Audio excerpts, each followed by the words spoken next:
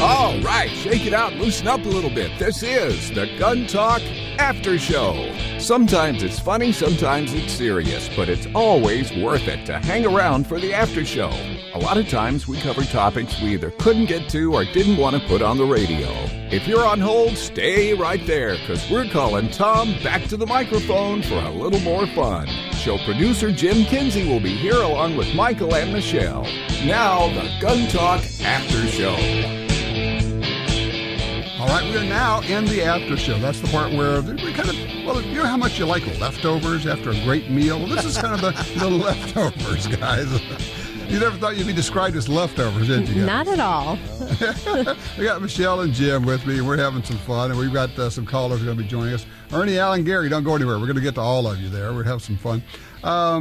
I just thought this was a great show today, just kind of thinking about all the things we covered, bouncing around. We've got 7-year-old Darian talking about shooting an AR, and I know that's just going to freak out the anti-gunners out there, isn't it?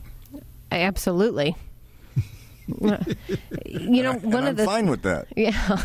I know. You like that. Heck yeah. I think one of the things that stick out with this show, Tom, is just how great everybody is finding out our gun community is. Well, you made a comment, Michelle, and you're running the phones there. Jim's running the board, and you're talking to all these people who call in, and you just typed up a little note earlier in the show. You said, what a great community we have here. It's truly a family and largely a community, and everybody just works together so well. I don't know if people have ever traveled and done a lot of shooting, but our family, of course, has. And from the onset, you make relationships with these people that are your rivals on the shooting line and best friends standing next to you, and they'll do anything they can to help you out. You know, if it means giving you parts to help get your gun going again or feeding you dinner at night, it's a great community. That's right. We're going to stand there and try to beat each other's brains out. I'll help you shoot the best you can, then I'll have to shoot as best I can, and then we'll see who wins, and then we're all going to go to dinner together. It's wonderful. Yeah, I kind of liken it, Tom, to camping, aviation, boating, same kind of community feel. Well, it's that shared interest. Yeah, shared interest, and also just a little bit of being in a community that is always under somewhat of attack. Yeah, just the overall camaraderie of it, and in all four of those interests, just good people tend to flock towards those. Now, obviously, you can't speak for everybody in every group. That's too general, but these folks just tend to be good folks. Yep. Well, we had a lot of talk about ARs today. We're giving away the Reliabolts, and we got a lot of calls, and we've got Ernie, who's on line one. He's joining us right now. Hello, Ernie. How are you? How are you doing today? Well, we're doing great. You had a thought about this. We had a caller who is having trouble with his feeding for his AR. You got a thought on that? Yeah, I do. I went and looked at mine real close. I got an LAR from West Jordan is the one I have, and I put a special barrel on mine. I went a 22-inch 223 1 in 12 twist.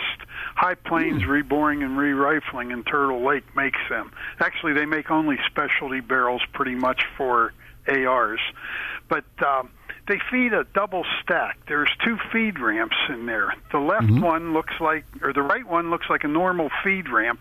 The left one is kind of open, and at the last minute before that bullet hits the back of the barrel, the one from the right moves that case over a little bit.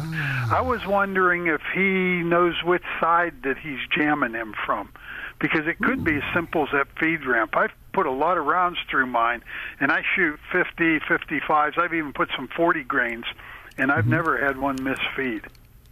Well, now that's an interesting thought. I never thought about asking, is it the right or the left round that is jamming, if there's any consistency there? Yeah. But one of the things that I was taught in one of the classes is when you load your AR, you stick the mag in, then drop the bolt. But before you put it in, you look at the magazine. You say, okay, the top round is on the right side. Shove the mag in, drop the bolt, pull the mag out, and look. If the top round is still on the right, it means it didn't feed. Yeah. If the top round is on the left, it fed. You got one in there, so you shove the mag back in, and you know you got one in the chamber. Just an interesting little thing. Yeah, it would be. But Artie, I got to ask you a question. Yeah. Why a 1 in 12 twist? Are you shooting light bullets? Yes, I am. 55's the heaviest I shoot. I don't go into anything above a 55, and mostly 55s, but some 50s. Occasionally a 40. Because, of course, the real trend now is to the heavier bullets with a faster twist rate. That's why I was wondering. I take a bigger gun out then. That's right. Why force anything, right? Just get a bigger hammer. Yeah. This High Plains Reboring and Barrels, he is real quick to turn barrels, and he even heat treats them and everything after they're done so that they're completely stress relieved and all. I've had real good. With my eyes, I do a little under an inch with my gun. I handed it to a kid the other day with good eyes and says, try this one. And he put 5 shots up. You could have put your little fingernail over. Well, I hope you slapped the little sucker. This eyesight getting bad is different. I know it. You're thinking, oh, that's just not fair. Holy cow. How many targets are out there? How many bullseyes? Well, look, I appreciate it. Good information, good thought. I didn't think to ask that, but it's a good thought for us to talk about. Thanks, Artie. Appreciate that. Let's pick up Alan out of Coos Bay, Oregon on line 2. Hey, Alan, how are you? I'm doing just great, Tom. How are you? Good. I got a lot of emails about the AR-57 because last week I said I had not heard of. I literally had never heard of this, and people are going, I can't believe you didn't hear of this. So tell me the story. Well, about I've had it for almost 2 years. I was at a gun show in Grants Pass, Oregon, and this gentleman came up, and we got to talking, and I sold him some stuff, and we traded, and I had enough money left to go over and buy a AR-57. It's lightweight, 50-round mag sits on the top, and the magazine area on the receiver is you put a magazine in without the follower, and it becomes a brass catcher. So you're using the P90 magazine, the 50-round magazine goes on top. Right. And you're shooting a 5.7 by, what is it, 27? 28. 28. 5.7 by 28, a little bitty cartridge. 22 caliber cartridge. So you can use, are you having to get, I'm not sure, when you buy this, can you buy this as an upper and put it on your AR, or do you have to just buy the rifle complete? I'm not sure about buying it and putting it on, but I just bought it complete. And everything on it says, in fact, I've got it sitting right in front of me, it says AR-57. It's model AR-57, caliber 5.7 by 28, serial number. It's made in Belleville, Washington. Okay. I'm sorry. What was the attraction for you for that over just getting a regular AR? Well, I've got an AR. I've got a Stag Arms left hand. Okay. So this was just something different. Yeah, something different. Well, that's fair. I haven't personally shot it. In fact, nobody's shot it yet. But a friend of mine keeps threatening to come over here and grab me and take me off to shoot this thing because he wants to shoot it. How have you done as far as getting ammo? Not a problem. Okay, FN makes 5.7 by 28, and 2 or 3 other people make it. It's not inexpensive, right, the ammo.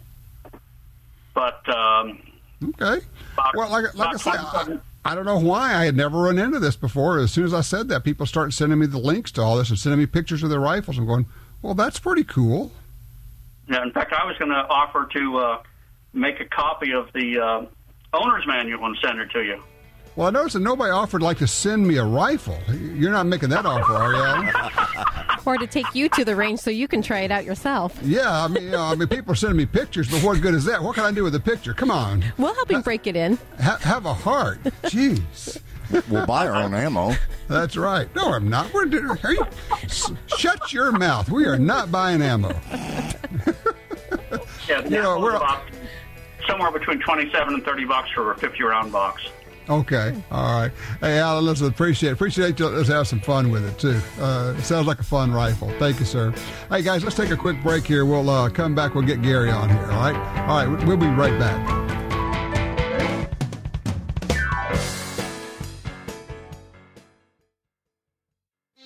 Federal Premium Ammunition revolutionized turkey hunting with the innovative Flight Control Wad, giving you tighter patterns for more pellets on target. Choose between copper-plated lead or the Megadent Shot Heavyweight. Try the number 7 Heavyweight for maximum pellet count and bone-crushing performance. Now available in 10 and 20 gauge. Federal Premium Ammunition. Every shot counts.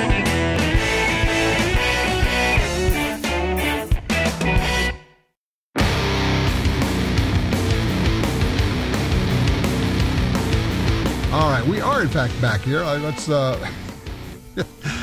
know, it is interesting, is it not, that people, they want to tell you about their guns, but nobody wants to send you a gun. What's that about? Same thing with cars and houses, I've found. Yeah, no kidding. You remember we've had Jim Shepard on the show a number of times? Yeah. I ever tell you about this other strange, cool gig he has going where he actually writes up car reviews? Ooh, I didn't know that about Jim. For years and years, I never saw Jim in the same car. I mean, every week he would come home and there would be a new car parked in his parking lot, in his driveway, and he didn't know what it was going to be. It just comes in from this conglomerate group, and it could be a different brand, a different thing. He drove one time to our house in Louisiana from Alabama, and I said, well, what'd you drive over here? And he stopped. He says, I don't know. He reached in his pocket and pulled out the keys to find out what it was. Oh, my gosh. Now, that's a good gig, guys. Yeah, especially if the one slips through the cracks now and then. Yeah, no, they never did that. But, I mean, he got to drive everything. I'm talking Maseratis, everything. Wow. Wow. Cool. Very cool stuff. So there are some, we have uber good jobs with playing with guns, and he gets to do that with cars. Well, anyway. and if he needs a co-pilot, we could be available for that, too. There you go. I'm liking that. Gun talk on the road. Okay, so Sweet. I can tell the story now because his wife doesn't listen to the show, right? Yeah. I'm hoping. Because here's the secret. Jim just bought an airplane and his wife doesn't know yet. Oh. Well, we hope she doesn't listen to the show. Oh, he's on his own. He's a big boy. He can handle this. So. I'd smooth that over by saying, but honey, it's not a jet. That's right. Yeah. No, it's. I think it was made in 1947. Oh, cool! Yeah, very cool, classic. All right, before you get so tired of us yakking, let's talk to Gary in Grand Forks. You got a question about a Marlin, I guess. Yeah, I just happened to glance on the internet this morning, and I've got an early model without the new safety, and I've had several of them over the years, but all of a sudden there seems to be this big deal over the JM in a circle marking on the barrel, and it's like, if you don't have that, you don't have squat. But I mean, those things are up around $1,000 now, and it's just absolutely insane. What is it? Just somebody's wild idea that all of a sudden adds value to? Yes, it is. That's a proof mark. It's yeah. I mean, that's all it is. It's a proof mark. It's not a big deal. Like I was saying, everyone I've ever seen has had it. Yeah, I mean, I'm not sure what's going on. I'm scratching my head going, okay, just got John Marlin's initials on it. Okay, I got it. It's a proof mark. But ultimately, don't you end up kind of at the so what stage? Well, all of a sudden, I wish I'd kept all the ones I had because now they're $1,000. Well, I'm with you there. I wish I had some of those older Marlins because they were, for one thing, they were very slick, very well made. And I'm not sure that they have done them any. Well, I know they have not done them any favors by moving the factory. No. That just did not work out well at all. So if you could get, and everybody else has figured this out too, because we're talking about $300 rifles that are now going for $1,000. Right. The major improvement I made with the last two that I've had now is put in that Wild West trigger, and it's a major improvement. Yep, very nice. So, well, and but anyway, one more quick one. Sure, go ahead. All right, I've got a Saber Defense Competition Deluxe, and it's from the first go around before he got nailed the first time by the ATF, and they closed him down. Mm-hmm. And it's got the Ace stock on it, the little 3-position boom tube stock. Right. And it's all, fitted upper and lower, 18-inch fluted stainless barrel. The thing shoots most of the time right around half an inch and under an inch all the time, unless something's, usually it's, you get an errant round in there that isn't quite up to spec. But why the big discrepancy in values on those? Because that thing, when I bought it, retailed at $1,900 to $2,100. And I brought one of the ones that I have in to a large chain in town here to see. I was thinking about trading for a Patriot Ordnance Factory AR, but they offered me $900 for this thing, and it's the one I brought in there didn't have any rounds through it. And I told them but look, so I turned around. I went home and. That's just a store saying that's what we'll give you. So they may not know what it's worth. They may look at it. No, they looked it up. Well, but I'm still saying, or they may have looked it up and said this is what we can resell it for. But there's no rhyme or reason to what guns are worth. Michelle, you probably have more experience than all of us put together on this. A used gun, a guy walks in with a gun that you could also buy at discount for resale. You're not going to offer them a whole lot.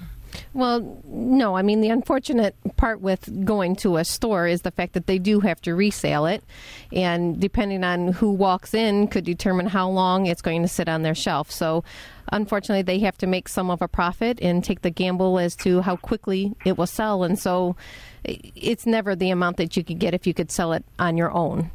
Oh, I know. I used to be a dealer in high explosives, firearms, class 3, everything else. Yeah. And I mean, it just struck me as bizarre. Yeah. Well, it's like I told a caller earlier, he's wanting to know about buying guns for investments. I said it's a really bad idea. With very few exceptions, most guns go down in value. When you don't know what somebody is looking for, it makes it tough. We've talked about, that collection wants, and it's hard to say what somebody's going to want. So, it's tough to make that investment and expect it back. Yeah, I'm just not sure why anybody would think that any AR is going to hold any particular kind of value. Well, see, you hear stories about people saying, I bought this gun for $1,000. I held on for 6 weeks, and I sold it for $1,500. Those are the stories you hear. You don't hear about on the other side. That was 2 years ago. We all knew what was happening. Then 2-3 years ago, you could do that. Not anymore. Those days are gone. And unfortunately, a lot of folks now have bought in the 2 or 3 years ago, paid the high price, and now their gun's worth half that, and they're going, what happened there? Yep. So, right. I guess, what I did yes, sir? was I took the thing back home and just settled down. I went on the internet, bought a Patriot Ordnance Factory for $1,500, brand new, and I sold that one that I had for $2,600. Yeah, there you go. Sweet. There you go. Now you're talking. That's what we're talking about. The local dealer is not the place where you're going to make much money. And if you've got a specialty gun, you definitely want to go internet, because now you could appeal to people all over the country and even all over the world. Whereas locally, you're saying, how many people actually know what this gun is? How many people would be willing to pay for it? So you go to a gun broker or, Auction Arms or one of those and list it, and that's where you're going to make the money. So, Gary, listen, I appreciate the call. Thank you, sir. It's, guys, I have always said buying guns for investment's a bad idea. And maybe that's because I don't do it or don't do it well, or that's just not my interest. Now, there are people who say, I'm going to specialize in whatever, Winchesters, whatever, and they really learn them, and then they look for the deals, know what they're worth, and they can buy them and make $200-300 on a gun.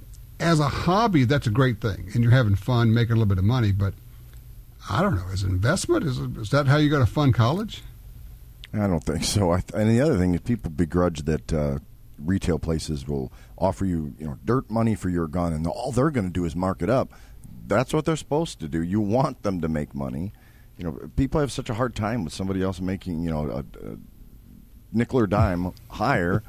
It's like, don't you understand? If they're not in business to break even, and if they were, they're not going to be in business a week from now, a month from now. Right. They've got the overhead, and they've got the expense of putting it into their sales floor. Yeah, and workman's comp insurance and insurance in general and lighting bill, and that stuff all adds up, and people just don't get it. Well, if you've never run a business, you don't understand that. But, one of the best lines I ever heard was somebody said, Any business's number one obligation to its customers is to make a profit. That's what you do for your customers. You make a profit. Because if you don't do that, you won't be around for your customers when they come back. That's Correct. right. So, I mean, these businesses are doing you a favor if they make sure they run themselves in such a way to make a profit. And people say, well, they're just marking it up too much. Really? As you say, you don't have any idea what the overhead is, what anything else is. You don't know, what's going on with the business. And once you get involved in it, it's an eye-opening situation where you start to figure out all of the expenses, the insurance, the taxes, the workman's comp, the light bill, electric, everything. And you go, holy cow, Well, how can we even... It's funny, since you put it that way. It's being self-employed, obviously, we know what that's about, but people that aren't don't. And I'm kind of scouring my brain here to try to think. The comments I've heard from folks like that are not anybody that is self-employed. Right. They're always work for another company. They get their check from Chrysler every 2 weeks or whatever, and they begrudge anybody making a profit, and they don't realize, hey, Chrysler's doing the same thing, buddy. I don't care if it's the local bookstore or if it's Chrysler. They're all making payroll. Yep. They're just taking care of stuff. So let me ask you, Michelle, you have the old Marlins. Those really have skyrocketed in price when the new company came in and they put the new lock system on it, the safety. Did you see that happening at your store? Yes, there's been a definite change and completely new interest with those. Unfortunately, it didn't sit well with people that Remington took over the company, and a lot of people just said the quality, just dissipated. And so it does force those older guns into a higher price bracket, and it's not necessarily a bad thing, but it does make you kick yourself for giving anything away in the past. Tell me about it. I'm thinking, I had a couple of those, and boy, I would love to have them back. Even the old the Marlin 22 rimfire lever actions were so smooth and sweet.